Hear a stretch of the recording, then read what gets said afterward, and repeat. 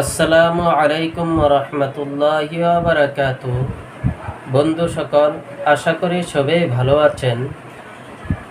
আবারও আমাদের মাধ্যমে এরকম কিছু মানুষ পাওয়া যায় যে তারা কি করে না, নিজের ছেলে সন্তান যুবক হয়ে গিয়েছে, তাদের বিয়ার বয়স হয়ে গিয়েছে, তিনাদেরকে কি করে না, বিয়া করাই না, নিকাহ করাই না।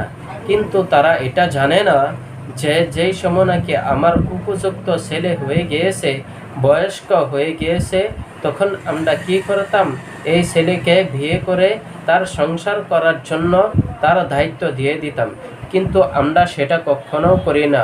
আমরা সর্বপ্রথম এটাই ভাবি যে আগে ইনকাম করুক, টাকা উপার্জন করুক, তারপরে দিয়া বিয়ার ম্যাটারের মাধ্যমে তাকে কিরকম হিসাবে বিয়া করানো যায় সেটার চিন্তা ফিকির করা।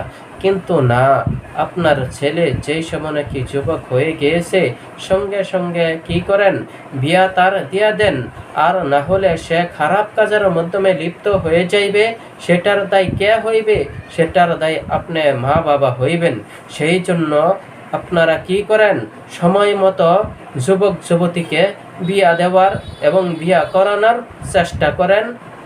তাহলেই যে খারাপ বুরাই মহাসারা আমাদের মাধ্যমে আছে, সেই মহাসারা থেকে আমরা হেফাজতে থাকতে পারবো। আশা করি বুঝতে পারছেন ইনশাআল্লাহ। আল্লাহ তাবারক তাআলা সঠিক আমলের তৌফিক দান করুক।